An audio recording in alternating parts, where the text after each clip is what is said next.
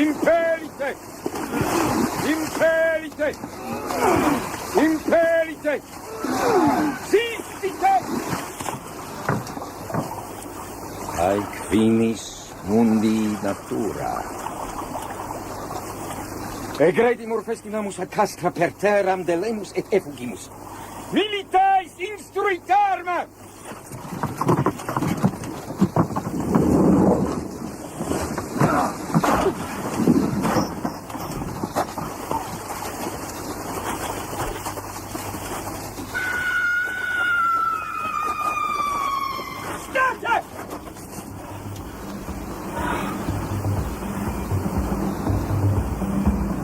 And this also has been one of the dark places of the earth.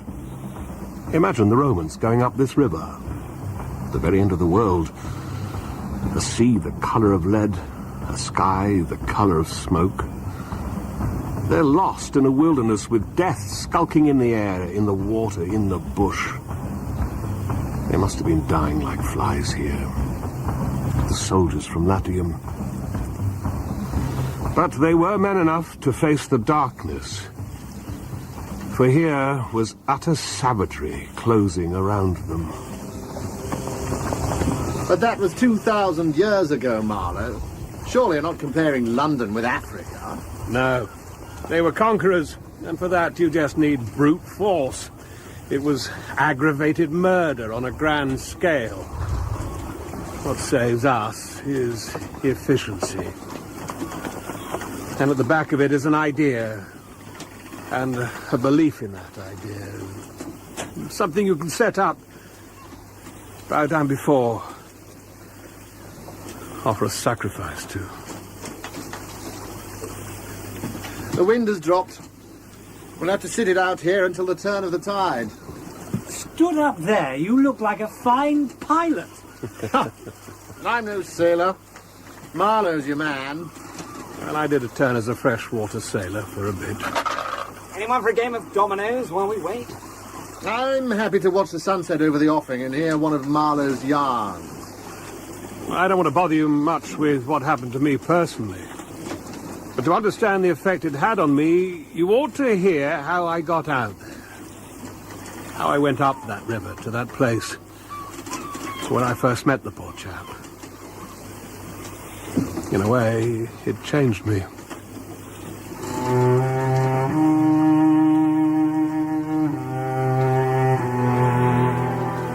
I had just returned here after a regular dose of the East. I had had my fill of the Indian Ocean and the China Seas, and although it was fine loafing about with you gentlemen, I began to hanker for a ship. I wanted command of another boat, some steam tramp in a distant port. Now, when I was a boy, I had a passion for maps. At that time, there were many blank spaces on the Earth, and when I saw one, I would put my finger on it and say, when I grow up, I will go there. Some of them I have now been to, but there was one yet, the biggest, the most blank, so to speak, that I still had a hankering for. True, it was no longer a blank space. It had got filled in with rivers and lakes and names. And in being filled in, had become a place of darkness. There was in it one river especially, a mighty big river, that you could see on the map, resembling an immense snake, uncoiled with its head in the sea, its body at rest curving over a great country, and its tail lost in the depths of the continent.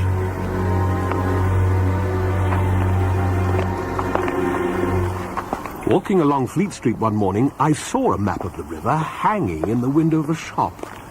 Then I remembered that there was a big concern, a company for trade on the river, based on the continent. Dash it all, I thought to myself.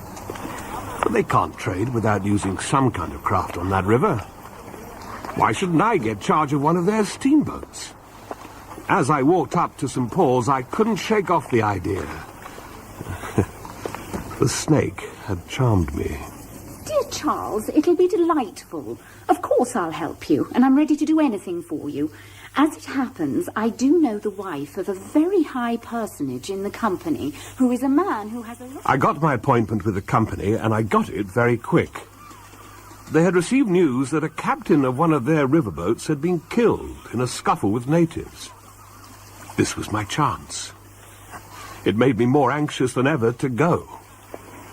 His death was the reason I found myself on my way to an appointment in a continental city that always makes me think of a whited sepulchre. I had no problem finding the company's offices. It was the biggest thing in town, and everybody I met was full of it. They were going to run an overseas empire and make no end of coin by trade. I entered the quiet edifice, and by turns found myself with a white-haired secretary ushering me into the sanctuary of the great man himself. Ah, Mr. Marlow. Thank you. You are bound for Africa, I understand. That is my wish, sir. We looked in silence at the map on his wall. Africa. There, dead in the center, was the river. Fascinating. Deadly.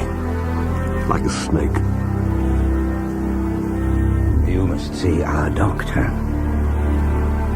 Well, I hope your French is up to the job. Bon voyage. And with that, I was escorted out of the room by the white-haired secretary.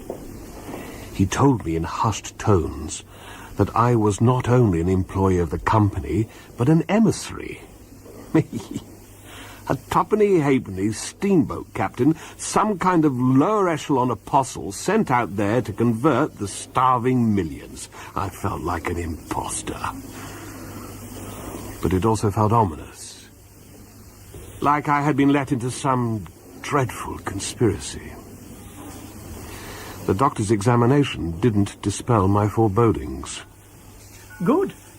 Your pulse is good for there and there. Africa is like a magnet. Good. Good. Have you been there for the company? Good. No. I am not such a fool as I look, quoth Plato to his disciples. Now, Mr. Marlow, can I crave an indulgence? Oh, possibly. I would very much appreciate being allowed to measure your skull. Whatever you see fit, Doctor. 25 centimeters. Good. 16. Very good. I always ask leave, in the interests of science, to measure the crania of those going out there. And when they come back? Oh, I never see them. 12. That is extraordinary. Moreover, the changes take place on the inside, you know. 18. Fascinating. Mr. Marlow, has there ever been any madness in your family? Is that in the interest of science, too? It would be interesting to watch the mental changes of individuals on the spot out there. Are you a quack, sir? No, sir.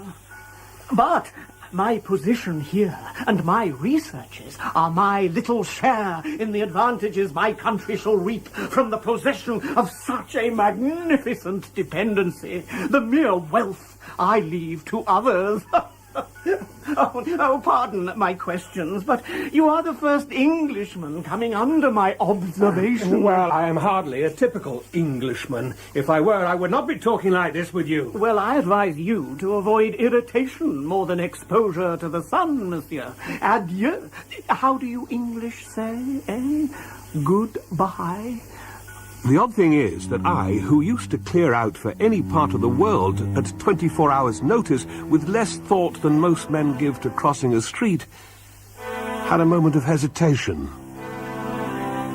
For a second or two in that tiny room with this unshaven little man wearing a threadbare doctor's coat, I felt as though, instead of going to the center of a continent, I was about to set off for the center of the earth. Goodbye, Doctor. In the tropics, one must keep everything calm. Du calme. Du calme. Adieu, monsieur.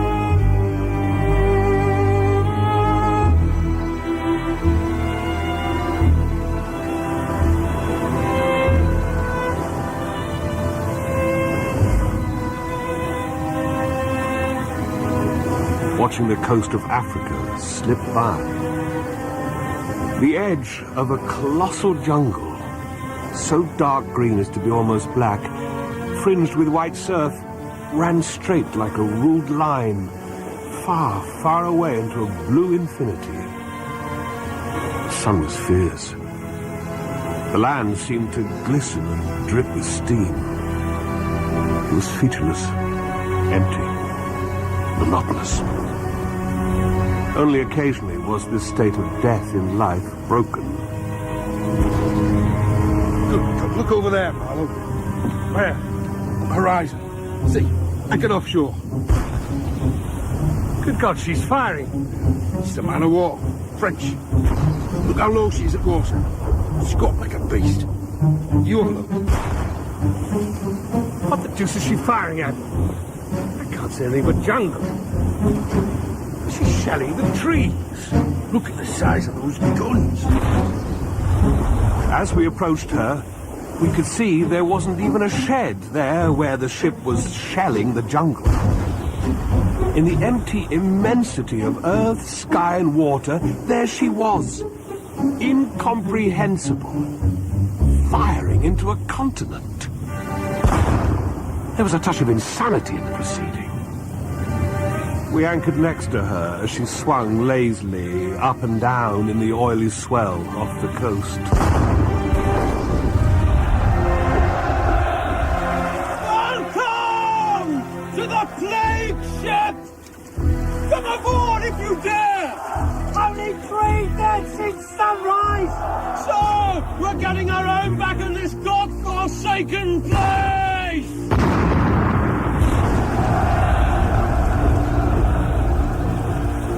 Having delivered letters to the man of war, we carried on. No one seemed perturbed by that vessel of madness.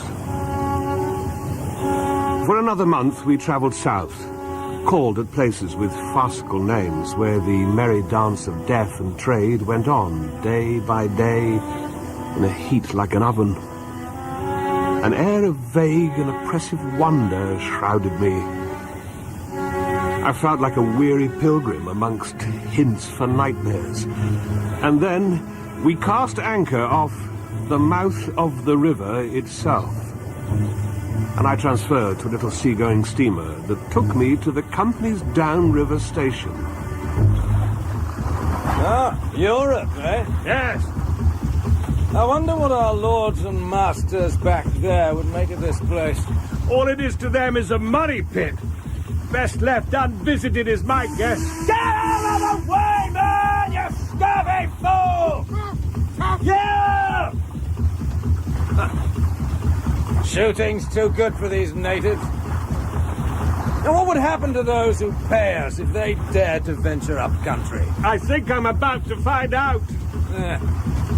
My advice is to take care. About a month ago, I took a man like you upriver. Swedish. Hanged himself on a tree stump after a week here. Hanged himself? Why, in God's name? Oh, who knows? Maybe the sun was too much for him. Or the country, perhaps. Lasted a week. You stick to the river, man. The river will see you home. See there? The captain pointed to a collection of huts in a bay below a rocky cliff. There were mounds of turned-up earth. Houses clustered untidily on a hill amidst a wasteland of excavations. A mass of people, mostly black and naked, moved around in this scene of devastation like ants. There's a company station. I'll have your things sent up. The 4 trunks, did you say? 5 trunks. You know there are 5 trunks. Oh, stay calm, man. Stay calm. 5 trunks it is. Adieu. I disembarked and climbed up from the rusting jetty on a narrow track past a derelict boiler wallowing in the grass, past a railway truck lying there on its back with its wheels in the air, one missing. It looked as dead as the carcass of some animal. The heat and the sun were overpowering, so I stepped off the path into the shade afforded by a clump of trees on the edge of the jungle. A puff of smoke rose out of the cliff. No change appeared on the face of the rock. Like firing the naval guns into the jungle, it was the same ominous, futile voice. 6 half-naked black men went past me, erect and walking slowly up, balancing baskets full of earth on their heads. They were connected to each other by a heavy chain. They passed within 6 inches without a glance, with that complete, death-like indifference of the wretched. Wait! Semana! Hey! Yuyo wewe! Unafanya nini Nkwende? Hadi ya kampuni? I work for the Kampuni. Nani kwa India? Sijawahi kukuona? I'm new here. I just arrived off the boat from Europe. I'd rather you didn't point that gun at me. Well, you cannot be too sure, Bwana. No one can be too sure here. Undokini. Nini mbwa. Wanyana! I have witnessed before the devil of violence and the devil of greed and the devil of hot desire, but by all the stars they were strong, lusty, red-eyed devils that swayed and drove men. But as I stood on this hillside, I was becoming acquainted with the flabby, pretending, weak-eyed devil of a rapacious and pitiless folly. For a moment I stood appalled in the inferno of this grove. I became aware of the noise of a huge waterfall cutting through the mournful stillness in the shade. Not a breath stirred. Not a leaf moved in the heat. And yet the noise of water falling came as a mysterious sound, as though the tearing pace of the launched earth had suddenly become audible. Someone beside me moved. Get off me! Right by my hand, I saw a face, the sunken eyes looking at me, enormous and vacant. A kind of blind white flicker in the depths of the orbs, which died out suddenly. This is... It's a biscuit, ship's biscuit. That's all I have. As I handed him the paltry morsel, I became aware of another man beside him, and then another, and another. Black shapes crouched, lay, sat between the trees, leaning against the trunks, clinging to the earth in all the attitudes of pain, abandonment, and despair. Another mine on the cliff went off, and the earth beneath my feet shuddered. The work was going on. The work. And this was the place where some of the labourers had withdrawn to die. My good man, welcome to the station. You must be Marlow. Oh, pleased to meet you. You must be... Just off the boat, are you? Pleasant voyage? I'm out of the office getting a breath of fresh air. Actually stuffy indoors. No luggage, then? I left it on the jetty. They said they would look after it. I wouldn't let anything out of my sight here, my good man. Anyway, come in and make yourself at home. Thank you. You up a bed tonight. He was wearing a high starched collar, white cuffs, a jacket, a necktie, and varnished boots. He was amazing to behold. Although he'd had all the appearance of a hairdresser's dummy, in the great demoralization of this land, he kept up appearances. That is backbone for you. My humble abode. Do sit down. I'm afraid I need to get back to work. run the accounts for the company. We're in a frightful mess just now. Problems up country. With a Mr. Kurtz. What a strange painting. On the wall, an oil painting, a sketch of a woman by torchlight, dominated the room. It's dark, isn't it? Why is she blindfolded and yet carrying that lighted taper? It's very sinister. It arrested me when I first saw it. So I asked him if I could buy it from him when I took over this hut. Who? Mr. Kurtz. He painted it. This was his room before he went upriver last year. Well, who, pray, is this Mr. Kurtz? The chief of the inner station. And you are the accountant at the coastal station. Everybody knows that. But who is he? First-class agent and a remarkable man. Sends in as much ivory as all the others put together. But we haven't had anything from him for a while, and the company are getting twitchy, so I hear. When you do see Kurtz... Will I meet him? Well, from what I hear, you are here to take a boat upriver to fetch him back. I see. When you do see Kurtz, tell him from me that everything here is very satisfactory. I don't like to write to him. With messengers like ours, you never know who at Central Station might get hold of what you say.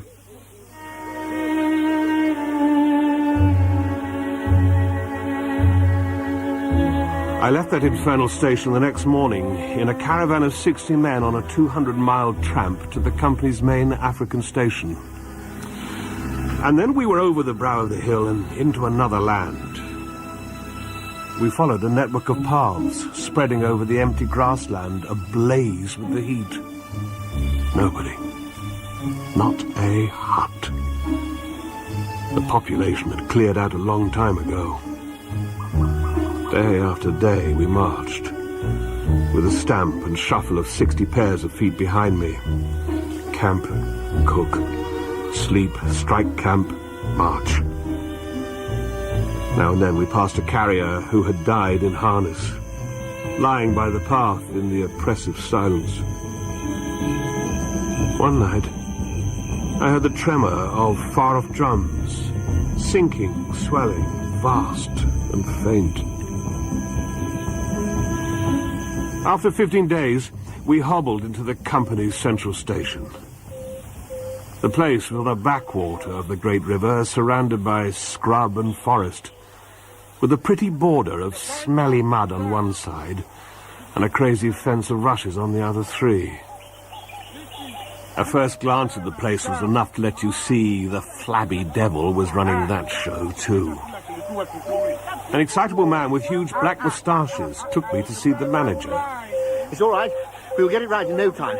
It went down the day before yesterday, but everyone has behaved splendidly, splendidly. The manager watched it happen, and he said we would get her back in no time. Yeah, all is above board and quite correct. He said it was not badly damaged, and he would soon get it away and upstream. But he said you should see him as soon as you arrived. Sunk. Sunk. We had to get moving upstream. The situation up there is very grave, and I couldn't wait for you any longer. Just had to start without you. We have to relieve the upriver stations. I don't know what on earth is happening up there. People are dying, you understand, being killed. But what happened? The steamer sunk 2 days ago. I was on board, you know. Hamu volunteered to skipper her, and he ripped out the bottom. Not 3 hours above here. How?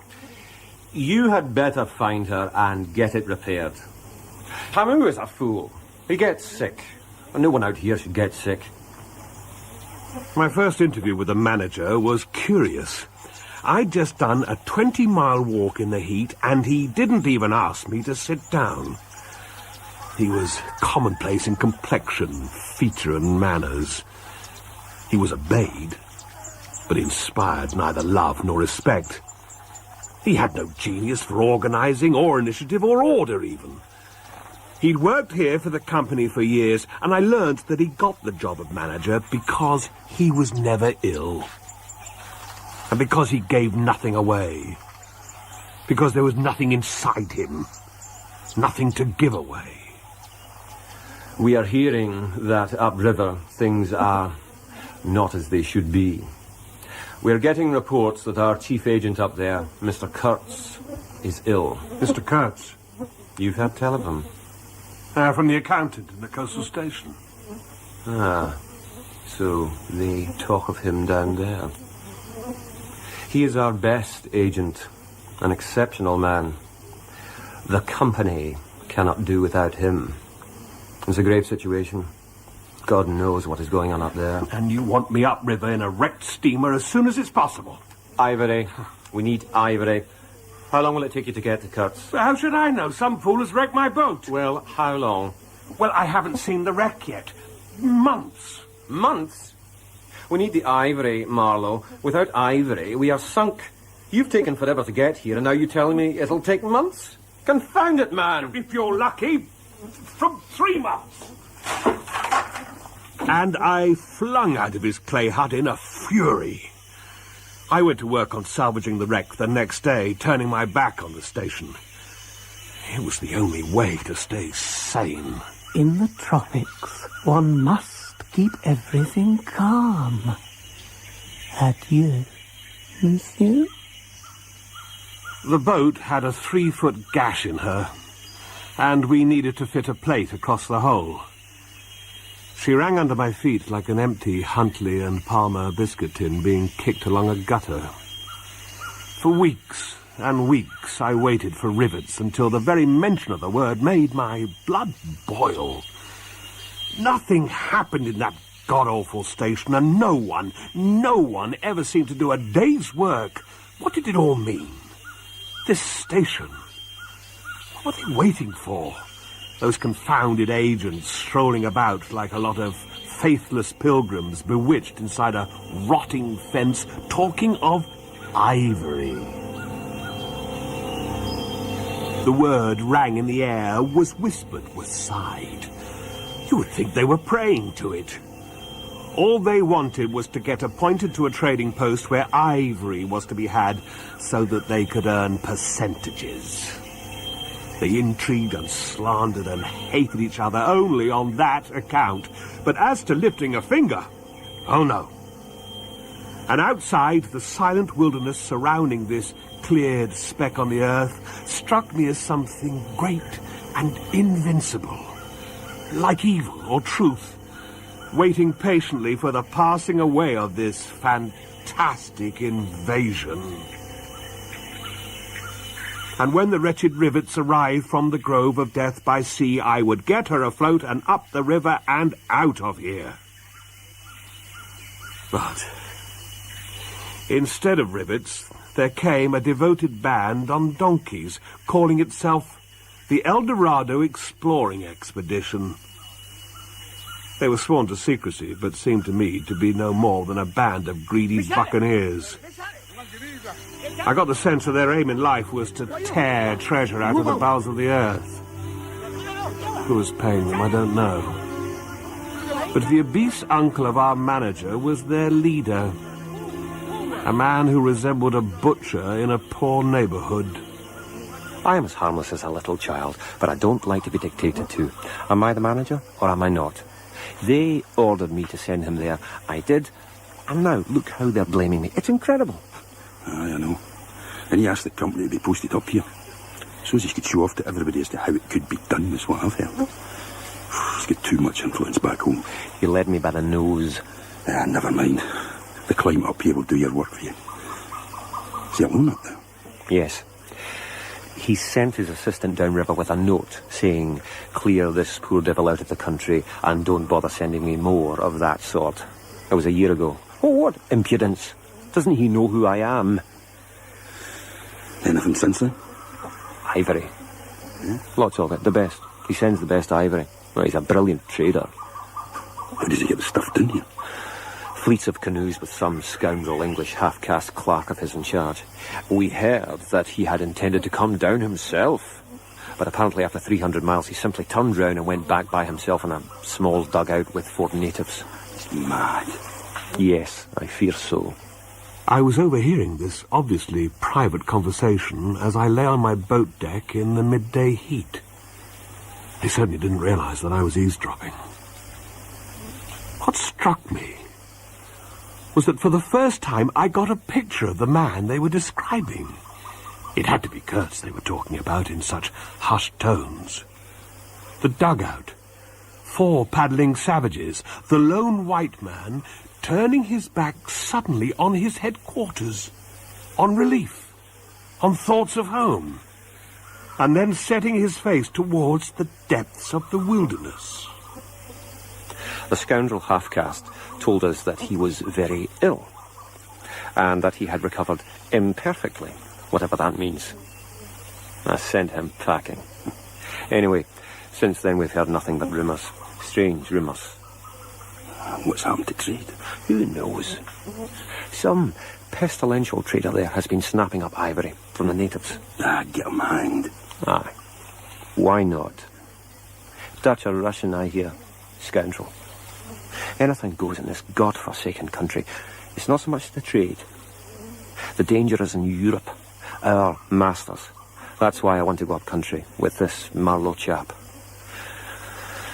It's always delays. Look at his bloody boat. It's a wreck. No one ever seems to work on it. They're all shirkers. I really don't trust him. Full of talk. When he was here, he used to lecture me. Each station should be like a beacon on the road towards better things. A centre for trade, of course, but a centre for instructing, improving, humanising. Humanising? What an ass. Humanising here? No wonder he's gone mad. I assumed it was Kurtz he was talking about, not me. A few days later, my rivets arrived, and the El Dorado exploring expedition departed into the patient wilderness. It closed upon it as the sea closes over a diver.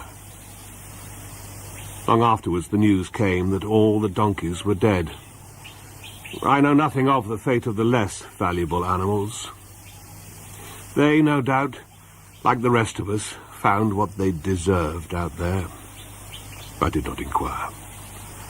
I was too busy repairing the steamboat, too excited at the prospect of meeting Kurtz.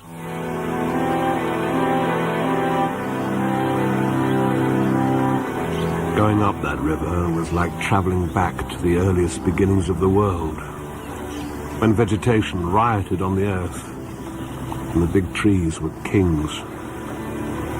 An empty stream, great silence, an impenetrable forest. The air was warm, thick, heavy, sluggish, and there was no joy in the brilliance of the sunshine. On silvery sandbanks, hippos and alligators sunned themselves side by side. The long stretches of the waterway ran on, deserted into the gloom of overshadowed distances. You lost your way on that river as you would in a desert, and butted all day long against shoals, trying to find the channel, until you felt yourself bewitched and cut off forever from everything you had known once, somewhere far away, in another existence, perhaps. I don't pretend to say that the steamboat floated all the time. More than once, she had to wade for a bit, with 20 cannibals splashing around and pushing. They were our crew. Fine fellows, cannibals, in their place. And after all, they didn't eat one another to my face. They'd brought along a provision of hippo meat, which quickly went rotten. I can smell it now. I had the manager on board and 3 of his pilgrims. Sometimes we came upon a station close by the bank. Settlements clinging to the skirts of the unknown. And the white men who would rush out of their tumble-down hovels with great gestures of joy and surprise and welcome. They had the appearance of men being held there by a captive spell.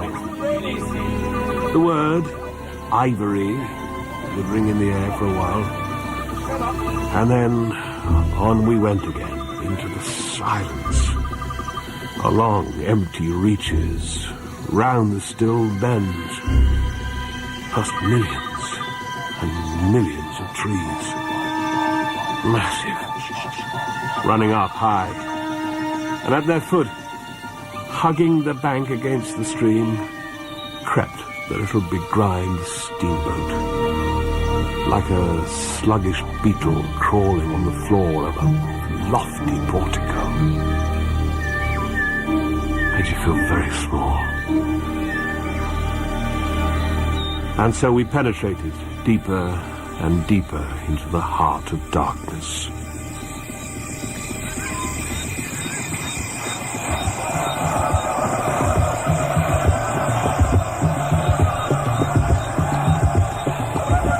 What are they trying to do to us? Frighten us. The way they're dancing. Are they possessed? I think they're trying to welcome us. Curse us more like they're trying to drive us away. God almighty. Are they mad? No, not them. It's not them who are mad. That's why we're here. To tame this wilderness. No, he's right. It's not them who are mad. Aren't they men just like us? Don't be ridiculous. But what have we got that they haven't got? Well, look at them. They're savages. Strip off your clothes, take away your weapons and your money in this boat. How different would we be out here? Come on, Marlow. Do they believe in God and freedom and justice? We've got principles. Principles. Out here, I don't see any principles. I see a gun, baby. Missouri! Listen, you fool! The boiler's angry. The evil spirit is trying to get you. You've got to beat it, Missouri. Mola, Missouri, see that gauge? Huh? That glass there. It's empty, look. When the water's gone from that glass, the evil spirit in the boiler gets angry. You don't feed the boiler, the glass gets empty, and the evil spirit of the boiler will escape and get you. Understand, Missouri? Missouri, my fireman, had filed teeth, a piece of polished bone as big as a watch stuck flatways through his lower lip, and 3 ornamental scars on each cheek. I had made him enthralled to the witchcraft of the boiler. He sweated and fired up that evil spirit constantly. He watched the glass fearfully, and all the while the wooded banks slipped past us as we crept on through the interminable miles of silence towards Mr. Kurtz.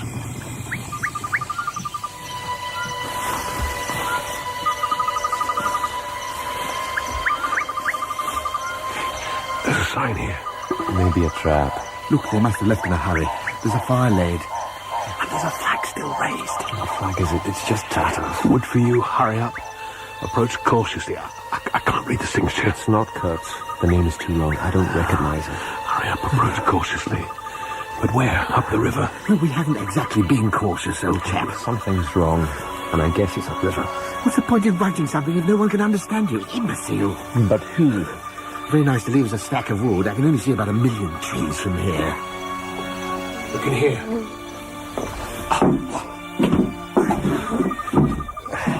They haven't been long gone, is my guess. Yeah, but it doesn't look like they left in a hurry. Whatever was here has been dismantled, taken away. Apart from a table and an old book. An inquiry into some points of seamanship. What did we toast? Who would need that 600 miles upriver? The ones he left behind. That's what I read. How soft that paper is. And he's taken care to look after it. See, the binding's been restitched. The break and strain of the ship's chain can be calculated with reference to the pull of the tide. The charts are way out of date. That must have kept him entertained of a dark evening. Come on, Marlow, let's get out of here. It's creepy. Boring the book may have been, but in that instant I was back at sea. It made me forget the jungle and the pilgrims and this fetid hut, like waking up from a dream.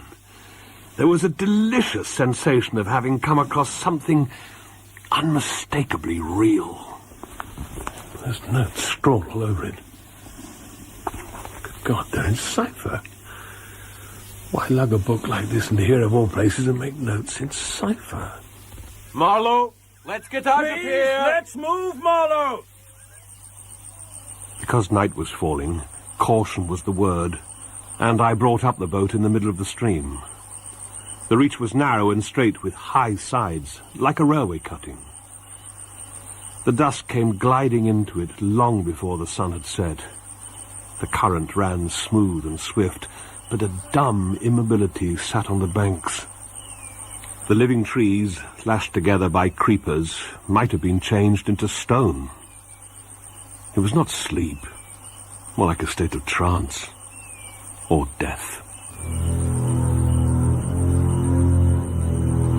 When the warm sun rose, there was a white fog, warm, clammy, more blinding than the night. It was like something solid. Anxious to get moving, I gave the order to raise our anchor.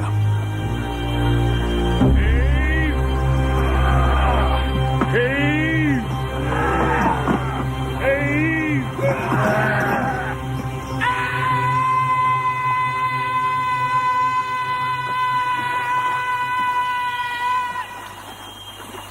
God help us.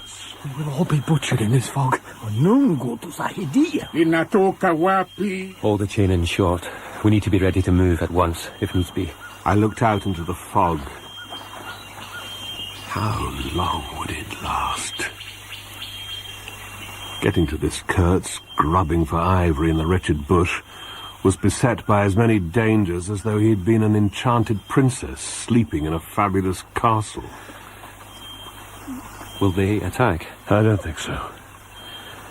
The fog is as dangerous to them as it is to us. But it wasn't the fog that made me think that they wouldn't attack. It was that cry. Unexpected, wild, violent it may have been, but to my ears I had heard sorrow. The glimpse of the steamboat had for some reason filled those savages with unrestrained grief. At noon, the fog lifted. Then we were not safe. We got moving at once, continuing slowly upstream against the sluggish river. It was a mile below Kurtz station. We floundered round a bend, and there the river divided. I decided on the left channel. I knew in my bones this was the right way, but as we progressed, the banks got steeper and the river narrower. I regretted my choice. Keep sounding the water. Mighty shallow. The sonar, steer her gently. We hit that bank and we're a goner. I'm going forward to supervise the sounding. Yes, Buana. And Sona had been my poor predecessor's helmsman. He was very tall, sported huge brass earrings, and wore an enormous blue wrap. He thought the world of himself, and would steer with no end of swagger when I stood by him. But the moment he lost sight of you, he became prey to abject funk. Now keep that pole upright, don't let it lift. We have to get through this snag. What in God's name are you doing, man? Sorry. We can't tell how shallow it is if you...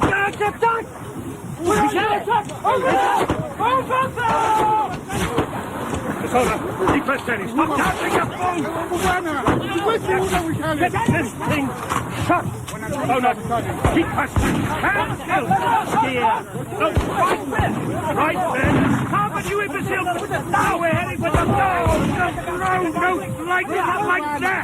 As we lurched within feet of the bank, I saw a face among the leaves, level with my own. He looked at me with a fierce, steady glare, and then it was as if a veil had been lifted.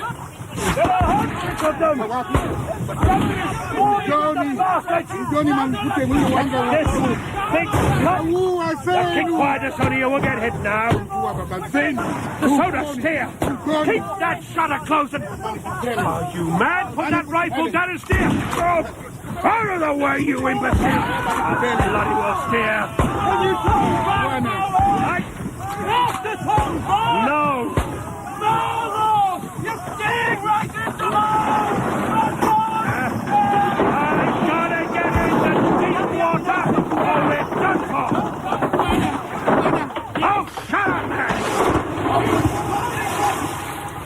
The rifle went overboard, and the man stepped back swiftly, looked at me over his shoulder in an extraordinary, profound, familiar way, and fell at my feet.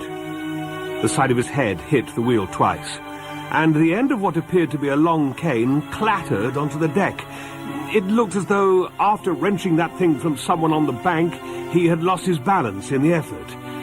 I concentrated on steering us out of the shallow. In another 100 yards, we would be free to sheer off from the riverbank, but my feet were so very wet and warm that I had to look down. He had rolled on his back and was staring straight up at me. Both his hands clutched that cane. It was the shaft of a spear that had caught him in the side just below the ribs. My shoes were full. A pool of blood lay still, gleaming dark red under the wheel. His eyes shone with an amazing luster. He looked at me anxiously, gripping the spear like something precious, with an air of being afraid I would try to take it away from him. I had to make an effort to free my eyes from his gaze and attend to the steering.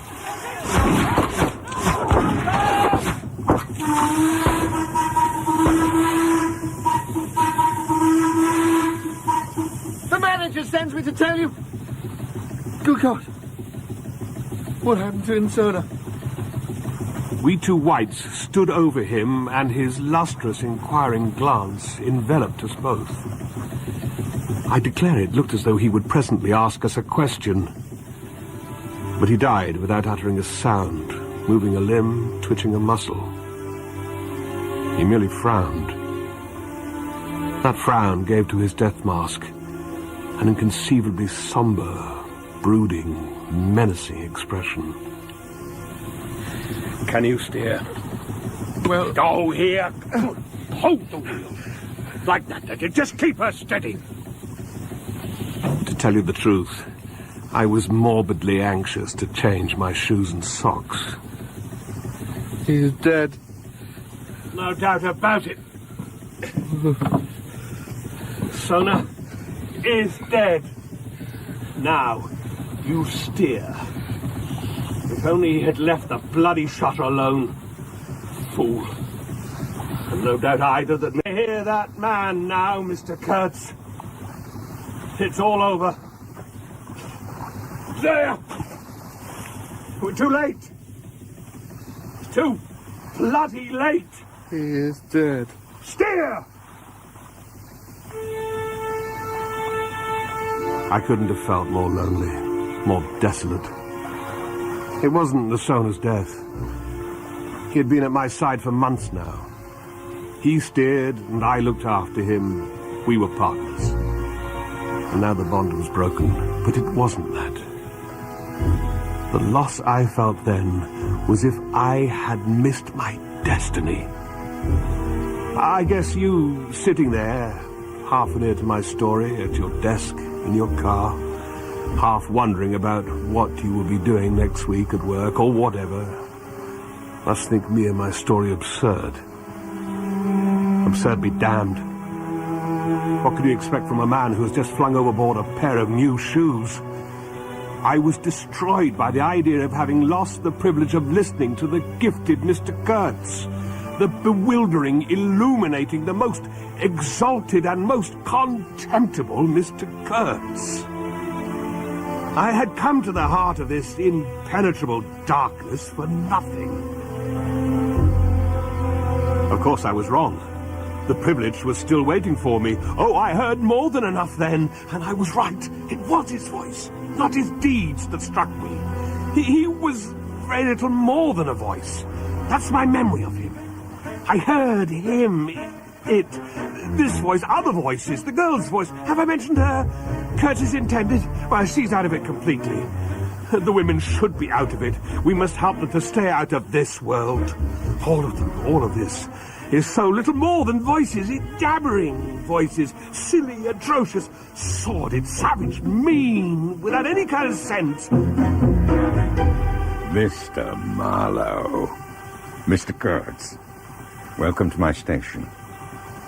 My ivory, my river, my ivory, my river. Of course, I hadn't got there yet. But I already knew that everything belonged to him. It made me hold my breath in expectation of hearing this wilderness burst into some prodigious peal of laughter that would shake the stars. Everything belonged to him. So what? The thing was to know what he belonged to. How many powers of darkness claimed him for their own? He had taken a high seat among the devils of the land. I mean that literally. How can you understand? Sitting at home, good neighbours on either side, solid pavement under your feet, shops and a policeman, and a tax bill due in the end of January. How can you imagine where this solitude can take you? This was a place of silence. Utter silence. There was no neighbour to warn you, no policeman to stop you, no public opinion. Honestly, all that makes a huge difference. And when they are gone, you have to fall back on your own innate strength. Some, the fools, Shall I keep a fuller head, Marlow? are too dull to even know that they are being assaulted by the powers of darkness, and some, maybe you are one, are so thunderingly exalted to be deaf and blind to anything but heavenly sights and sounds. But most of us are neither one nor the other, and must put up with this earth, breathe dead hippos, so to speak, and not be contaminated. That's where you need your strength, and it's difficult enough. Let me tell you about him. Kurtz's mother was half English, his father half French. All Europe contributed to the making of Mr. Kurtz. By and by I learned that the International Society for the Suppression of Savage Customs, King Leopold of the Belgians no less is their president, he entrusted him with the report for their future guidance. 17 pages of close writing. We whites, you see, must necessarily appear to the savages as supernatural beings. We approach them with the might of a deity. By the simple exercise of our will, we can exert a power for good that is practically unbounded. He must have written this before, let's say, his nerves went wrong. Scrawled in the margins in his own handwriting was the line, "Exterminate all the brutes." "Pull him." He won't feel a thing now. Get that damn spear out of his side. It'll make it a jolly sight easier getting him out. God, he's heavy. Lend a hand. Heavier than any man on earth, I should imagine. Mind what you do, Marlow. I don't want blood on this jacket. Don't just stand there! Help us! No. Lift. On 3. 1, 2, 3. And overboard! God, he won't sink. It's like he's swimming. He's caught on some weeds. No, they're pulling him down. There. Gone. We had to get rid of him, Marlow. Some of the niggers wanted to keep the body. God knows what for. I can guess. Alive, he was a second-rate helmsman, but dead, I can see he's a first-class temptation. Better the fishes have him. Doesn't bear thinking about. Get back to the wheel. Well, is there any point in going on? I don't know. I'm sure Kurtz is dead. I can't imagine what state the station is in. But we must have killed a fair few of them. Yes. We can't turn back now. We need to get there before dark.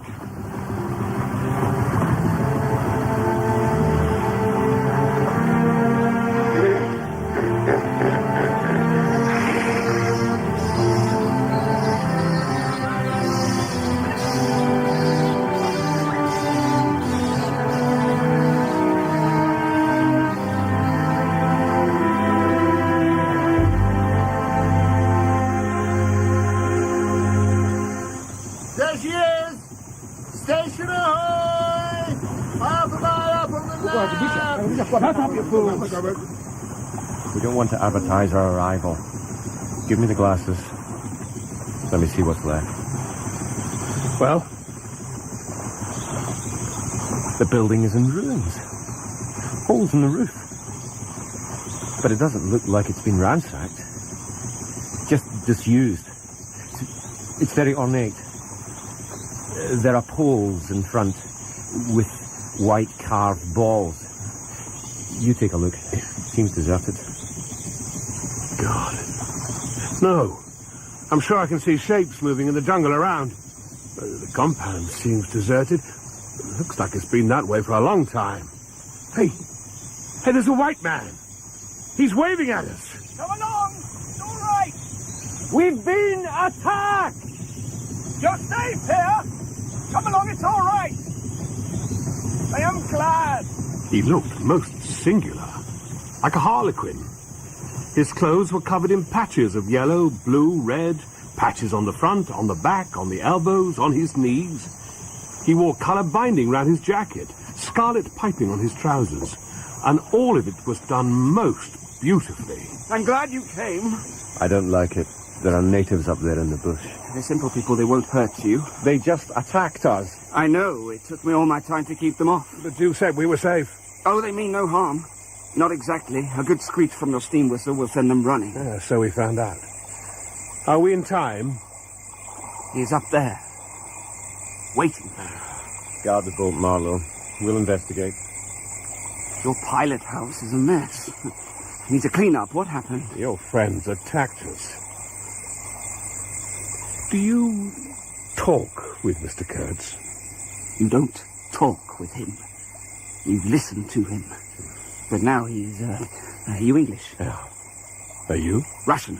Son of an archpriest from Tambov. Ran away to sea, got in with some Dutch traders, ran Scheiten. He couldn't stick me. Told me to go to the devil. But I stuck with him. Persuaded him to give me a chance. He fitted me out. Guess he hoped he'd never hear from me again, and I ended up here. Sent him some ivory a year ago. I hope he got it. For the rest, I don't care. I had some wood stacked for you. That was my old house. Did you get it? That was your home. Here. Oh. My talisman. Thank you, thank you. It's the only book I had left. I thought I had lost it. You left it on the table. You made notes in Russian. I kept it to remind me of the sea. I thought they were written in cipher. No. It used to be my mother tongue. I don't know what is anymore. I had a devil of a job keeping those people off. Well, were they trying to kill you too? Oh, no. Well, why did they attack us? They know why you've come. They don't want him to go. Don't they? I tell you, that man has enlarged my mind. He's helped me go that little bit farther, and then a little farther still. Well, I've gone so far I don't know how I'll ever come back. We talked of everything.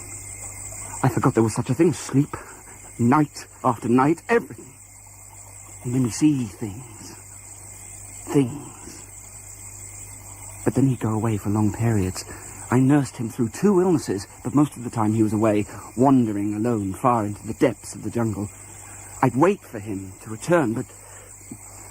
Oh, it was worth waiting for. What was he doing in the jungle? Exploring? Hunting for ivory, mostly, I think. He never said. Actually, he was raiding the country. The villages down by some lake. I don't know what he did. But not alone, surely. The natives here adored him. Worshipped him.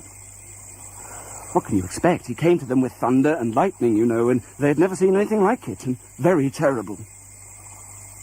He could be very terrible. You cannot judge Mr. Kurtz as you would an ordinary man. No. He tried to shoot me once, but I don't judge him. Shoot you? Why? It was ivory I got from a village not far from here. He declared he wanted it, said it was from his lands, and he wouldn't hear reason. He declared he would shoot me unless I gave it to him and then got out of here. He rules here. He wanted to do it, and there was nothing on earth to prevent him killing whom he jolly well pleased. So what happened? I gave him the ivory and lay low for a month. I couldn't leave him. I had to be careful, of course, but then he got sick a few months ago. I looked after him, but I still had to be careful. Sometimes he would take to me, and sometimes it was better for me to be careful. He was so sick. When I had a chance, I begged him to try and leave while there was time. I offered to go back with him, and he would say yes, and then stayed. He went off on another ivory hunt, disappeared for weeks. He wanted to forget himself amongst the natives. Forget himself, you know? Mr. Kurtz is mad. He's ill. Very ill. Marlow, as a brother seaman, can I tell you something? Depends what. There are things I know about Kurtz that I can't conceal. and might affect his reputation. Well, speak out. You see, I think your fellow company men are out to get him. And out to get you. I know our manager wants to see you hanged. I think you should get out of here. But what about Kurtz? He's all but a buried man. Save your own skin while you can. And for a moment it seemed to me that I also was buried here, in a vast grave of unspeakable secrets. And I was as much part of this as Kurtz's disciple. It was Kurtz that arranged the attack. He thought it would scare you away, that you would give up, thinking him dead. He doesn't want to go. I could not stop him. You mustn't tell anyone. Your secret's safe with me. I'd had enough. I snatched up my binoculars. The fact that the compound and the ruined station house was so quiet made me uneasy. Oh, my God! What? I thought that they were ornamental. On top of those poles there. Oh, my God. Human skulls. One of them is grinning at me. Oh, my God. Kurtz is mad. You're all mad. They were rebels, those heads. He wouldn't let me take them down. Rebels be damned. They were men. Has civilization gone to the dogs? You don't know how difficult it is here for a man like Kurtz. What would you do in his place? Don't you dare compare him to me!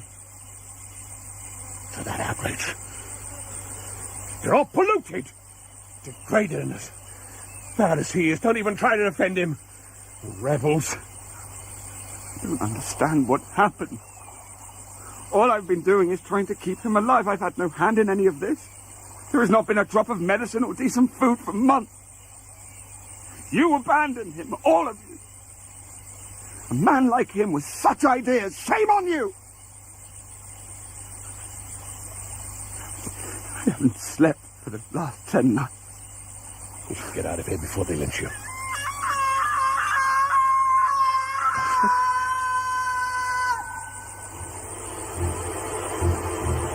They're coming. A group of men appeared from around the house, bearing an improvised stretcher. Out of the emptiness of the forest, as if by enchantment, streams of human beings, naked human beings, with spears in their hands, with bows, with shields, with wild glances and savage movements, poured into the clearing. Then everyone stood still, as if waiting for a command. He's sitting up. He's trying to talk. If he does not say the right thing to them, we were all done for. I could not hear a sound, but through my glasses I saw the thin arm extended commandingly, the lower jaw moving, the eyes of that apparition shining darkly far into its bony head that nodded with grotesque jerks. Kurtz. Kurtz. It means short in German. Well, the name was as true as everything else in life and death. The man looked at least 7 feet long. His covering had fallen off, and as his body emerged from it, pitiful and appalling as from a winding sheet, I could see the cage of his ribs all astir, the bones of his arms waving. It was as though an animated image of death, carved out of ivory, was haranguing a motionless crowd of men made of dark and glittering bronze. I saw him open his mouth wide, as though he had wanted to swallow all the air, all the earth, all the men before him. Coming to greet me on my return, coming to the railway stations, and they will be as much my subjects as you. They're coming this way. No. Now the natives are leaving. He's told them not to harm us. They're obeying him. I told you what an amazing man he is.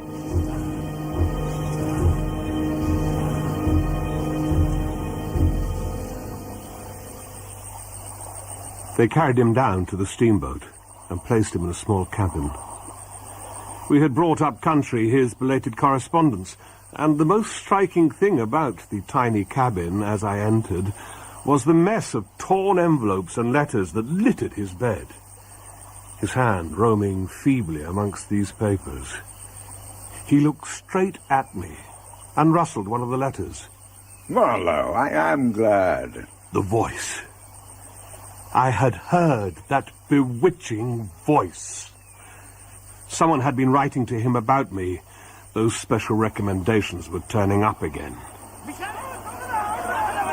Then, with dusk falling, a commotion broke out in the compound, and we all rushed onto the deck of the steamboat, guns at the ready.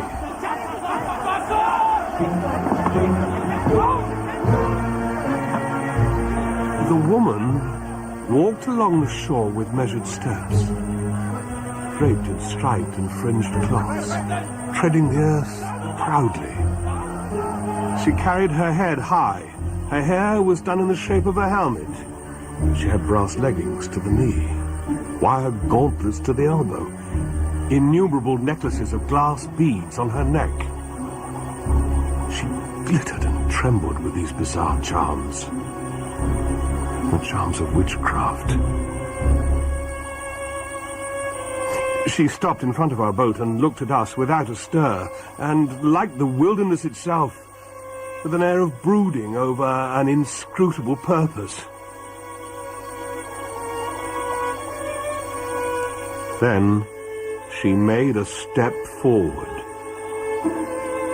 I've been risking my life every day for the last fortnight to keep her out of the house. She hates me, and she poisons Kurtz. She stopped, stared back fearlessly, threw her hands high in the air as if to touch the sky, and as she did, shadows fell over us, wrapping us all in darkness. She turned and walked slowly into the bush.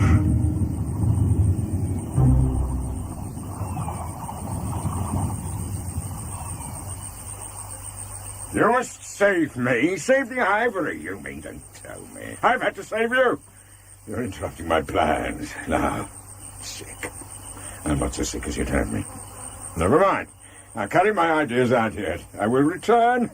I'll show you what can be done. You with your little peddling notions, you're interfering with me. I will return.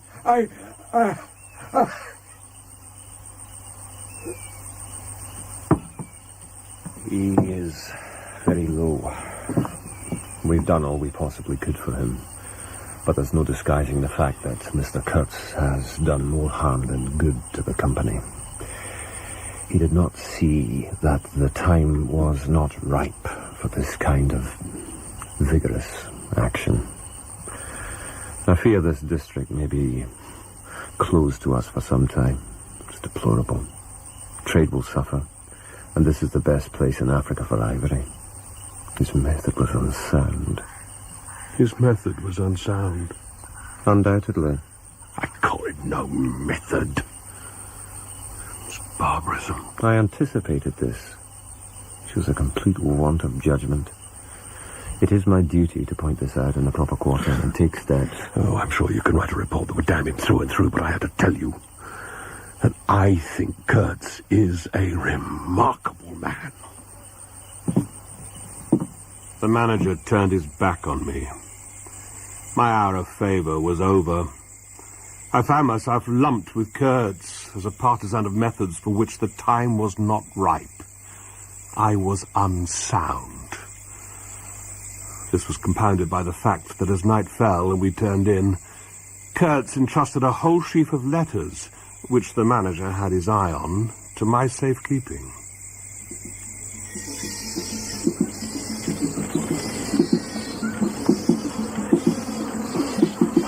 I was awoken at midnight. The Russian trader's warning had alerted me to the danger we were in. The sight, in the starred darkness, was infernal. On the hill, a big fire burned. Firebrands glowed in the dark jungle. It was narcotic and fearsome. I glanced casually into the cabin. Kurtz was gone. I couldn't believe my eyes. Why didn't I raise the alarm? I think I was unnerved by sheer blank fright. I don't know why, but I was anxious to deal with this shadow by myself, alone. To this day, I don't know why I was so jealous of sharing with anyone the peculiar blackness of that experience. I scouted my way along the riverbank and quickly found a trail. My heart beating like the beating of the drum. I kept to the trail. Not far ahead, I could see movement. As I came upon him, he stood up. He rose, unsteady, long, pale, indistinct, like a vapor exhaled by the earth. It was as if he were waiting for me. I don't know why, but as I confronted him, I felt acute danger. Go away, Marlow. Hide yourself. I glanced back. We were within 30 yards of the nearest fire. We both saw a black figure stand up, silhouetted by the glow, stride on long black legs and wave long black arms. There were horns on its head, antelope horns. Some sorcerer, some witch man, no doubt. It looked fiend-like. Kurtz must not be allowed to reach them. I jumped in. If you try to shout, I will smash your head in with my stick. Nobody tells Mr. Kurtz what to do. You can't play your games with me. Do you know what you're doing? Perfectly. You are coming with me. Kurtz, you stay here, you will be lost. Utterly lost. The words chimed with him. I had said the right thing. I had immense plans. I was on the threshold of great things. It's just this stupid scoundrel they've sent. Kurtz, your success is assured. The company see you as their best agent. In Europe, you are held in the highest esteem. But if you don't come with us, everything you have achieved will be lost. You will be lost. Utterly lost. To be honest, I didn't know what to do.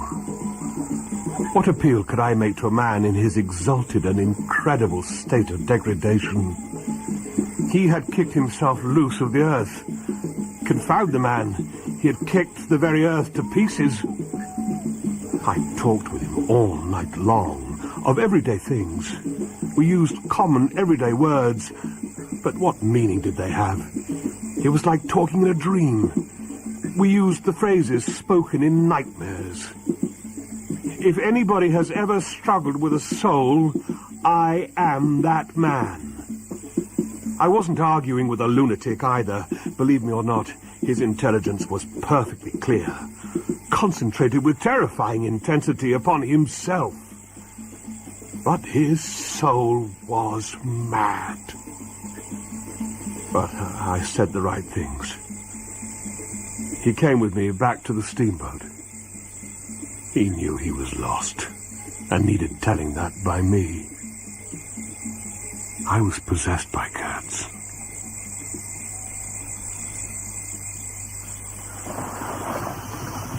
Look at them. Kurtz's grand farewell. Why are they so quiet? It's eerie. There are hundreds of them. Thousands. Yeah, and they're all staring at us. Don't scare me. Can't this thing go faster? If we go any faster, the boiler will explode. Savages! Hold your tongue, man. Look at that crazy nigger smeared in woad. I want to bag one. Don't be a fool. If we attack them, they will attack us. Do you think they will attack now? Only if we fight them. But we're dead men if they do.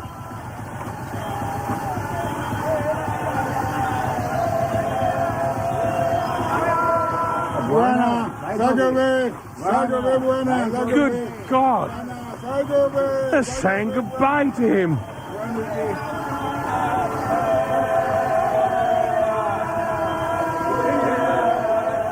I too was scared. It was time to act.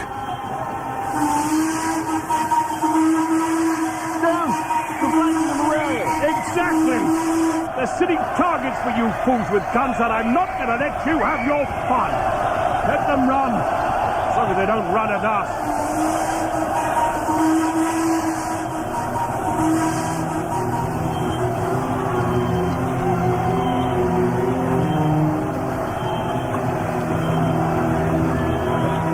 The brown current ran swiftly out of the heart of darkness, bearing us down to the sea with twice the speed of our upward progress. And Kurtz's life was running swiftly too, ebbing out of his heart into the sea of inexorable time.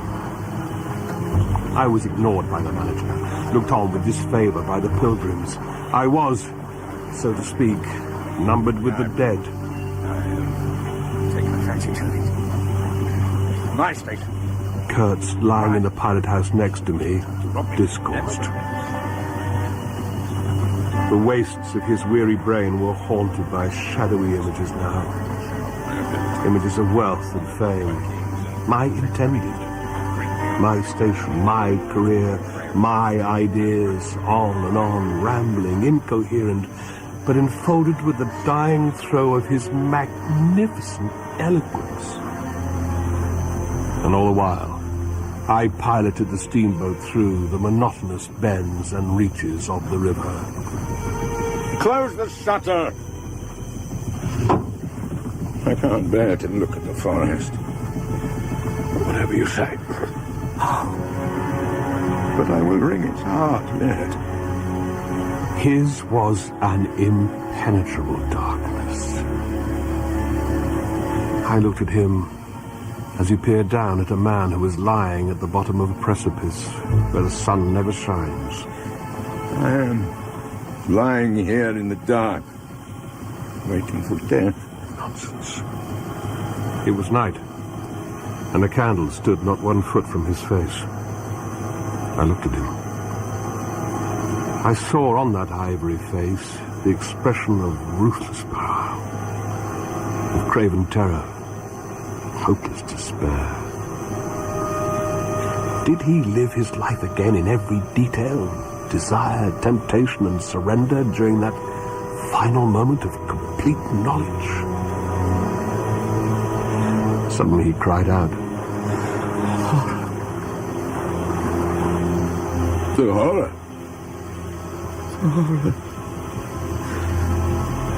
The horror.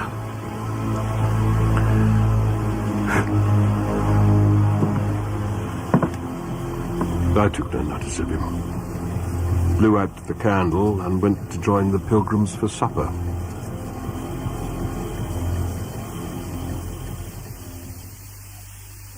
I said this is absolutely not the right way to go about things. The manager's boy put his insolent black head in the doorway.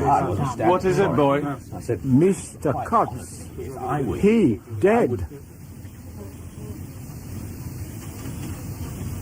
The voice was gone. They buried the body in a muddy hole, and then they nearly buried me. I still have that fever that took me over. However, as you can tell, I did not join Kurtz there and then. I did not. I remained to dream the nightmare out to the end. In my fevered state, I wrestled with death. My fever took me to within a hair's breadth of the grave, and I found with humiliation that I would have nothing to say. Kurtz had something to say. The horror. The horror. He had stared into the candle flame and saw only darkness. In that whisper was the appalling face of a glimpsed truth. It was an affirmation, a moral victory paid for by innumerable defeats, by abominable terrors, by abominable satisfactions. But it was a victory. That is why I remained loyal to Kurtz to the last. The horror. The horror.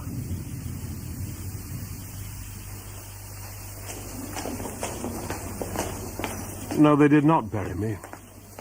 I found myself in a sanatorium in the sepulchral city, resenting the people hurrying through the streets to filch little money from each other, to devour their infamous cookery, to gulp their unwholesome beer, to dream their insignificant and silly dreams. Charles, darling, we need to nurse up your strength.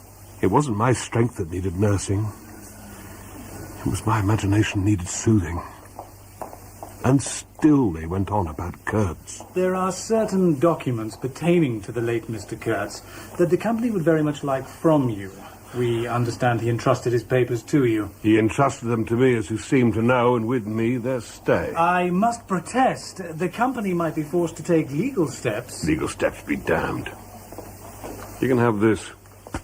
And this only. Suppression of savage customs. This is not what the company had a right to expect. Exterminate the brutes.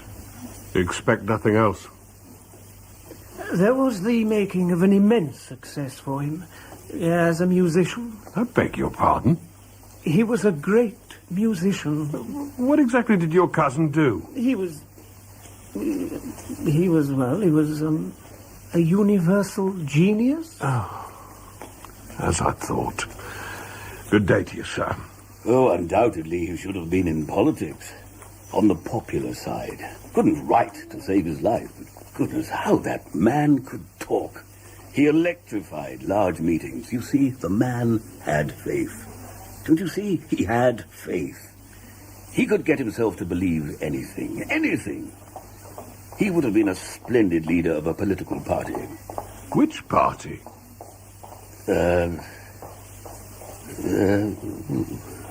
Any party.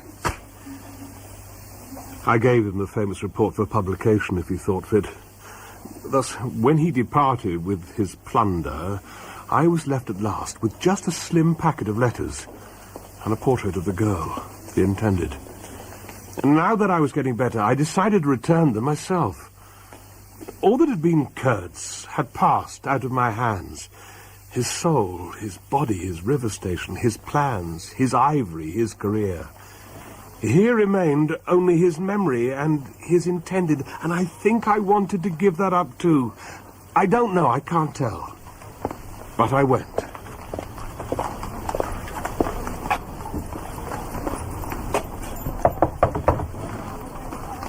Marlow, you know that the ivory is mine. The company never paid me for it. I collected it myself at great personal risk. What do you think I ought to do, Marlow? Resist?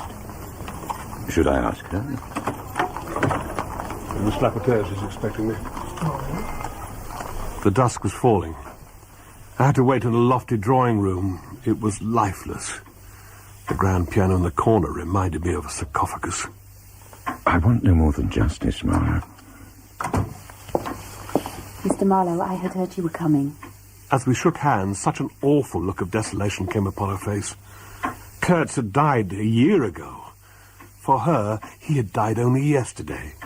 Do sit down. Thank you. Yes, do sit down. This was a mistake. What was I doing here? My heart was pounding. I felt as if I had blundered into a place of cruel and absurd mysteries, not fit for a human to behold, and yet I was merely sitting in her drawing room. The horror. The horror. I brought these for you. He entrusted them to me. You knew him well? Oh, yes. Intimacy grows quickly out there. I knew him as well as it is possible for one man to know another. No one knew him as well as I. I knew him best. You knew him best. But you were his friend. You must have been. If he had given you this and sent you to me. I feel I can speak to you. I must speak. I want you who have heard his last words. The horror. I want you to know that I have been worthy of him. Yes, I am proud to know that I understood him better than anyone on earth. He told me so himself. The horror. Oh. When I met him, I felt so happy. And so proud. Too happy for a while. And now I am so unhappy. The sound of her low voice seemed to have the accompaniment of all the other sounds, full of mystery, desolation, sorrow, I had ever heard. The ripper of the river, sighing of the trees swayed by the wind, the murmurs of the wild crowds, the whisper of a voice speaking from beyond the threshold of an eternal darkness. And all of his promise of his greatness, of his generous mind, his noble heart, nothing remains but a memory, you and I. We shall always remember him. It can't all be lost. That such a life should be sacrificed to leave nothing but sorrow. Something must remain. His words at least have not died. His words will remain. And his example, men looked up to him. His goodness shone in his every act. His example. True. His example too. But I cannot believe that I shall never see him again. That nobody will see him again. Never, never, never. Marlow, I am glad.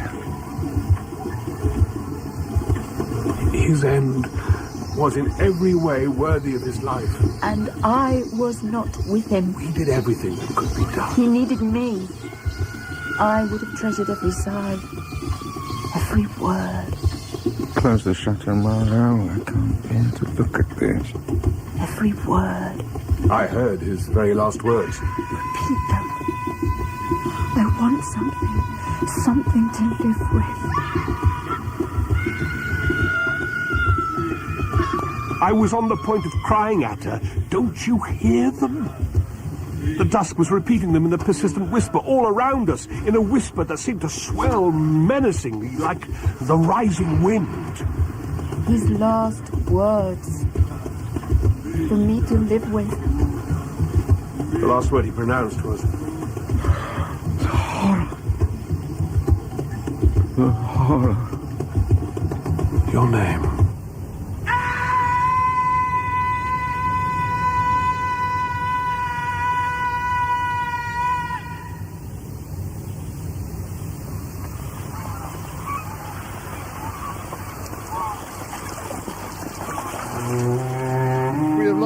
Of the air, but evening's closing in. We should be making tracks. I sat apart from them, silent, like a Buddha. The offing was barred by a black bank of cloud, and the tranquil waterway leading to the uttermost ends of the earth flowed somber under an overcast sky, and seemed to lead into the heart of an immense darkness.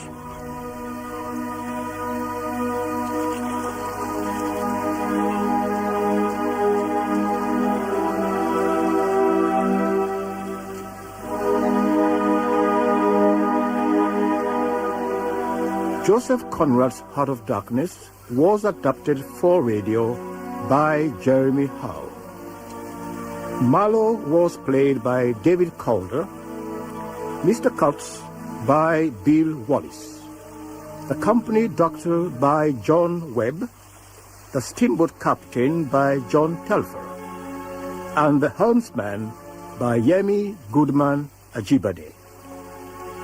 The fireman was played by Willie Jonah, the accountant by Mark Boffrey, the man with the moustache by Jeremy Swift, the manager by John Mackay, the manager's uncle by John Morrison, the disciple by Chris Marshall, the solicitor by Stephen Perry, and the intended by Kate Byers. The music was composed by David Lord. Joseph Conrad's Heart of Darkness was produced and directed by Jeremy Howe and Ian Hunter for BBC Bristol.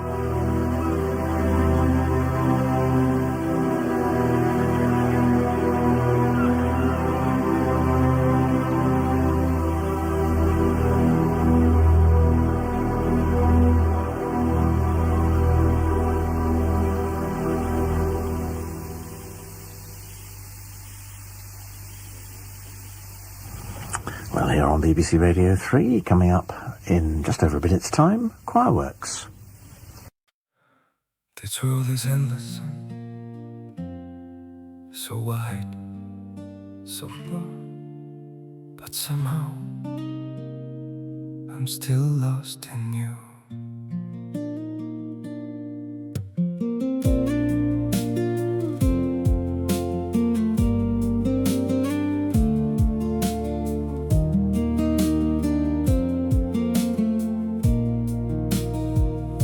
The streets are full of moving shadows, countless places I could go.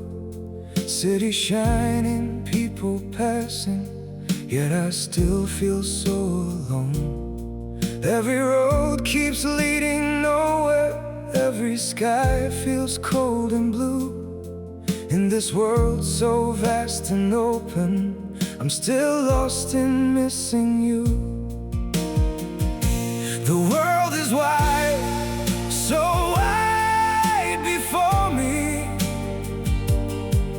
but I keep losing my way. Somewhere in the endless distance, your memory makes me stay.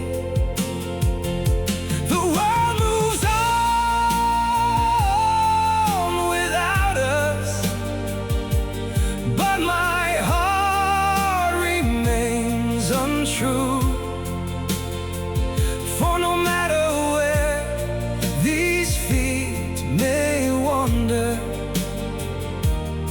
I'm still lost in missing you. I have tried to outrun silence, tried to leave your ghost behind, but your name still echoes softly through the corners of my mind. The world is wide, so wide before me, but I keep losing my way. Somewhere in the endless distance, your memory makes me stay.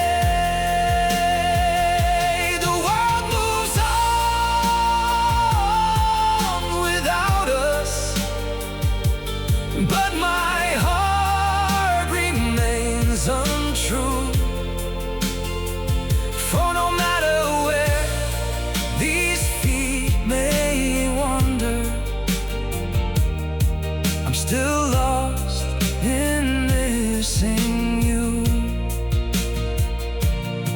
Maybe someday I'll stop searching for your face in every crowd, but until that day, this broken heart will keep calling your name out. The world is wide, so wide before me, but I keep losing my way. Somewhere in the endless distance, your memory makes me stay. The world moves on without us, but my heart untrue. For no matter where these feet may wander,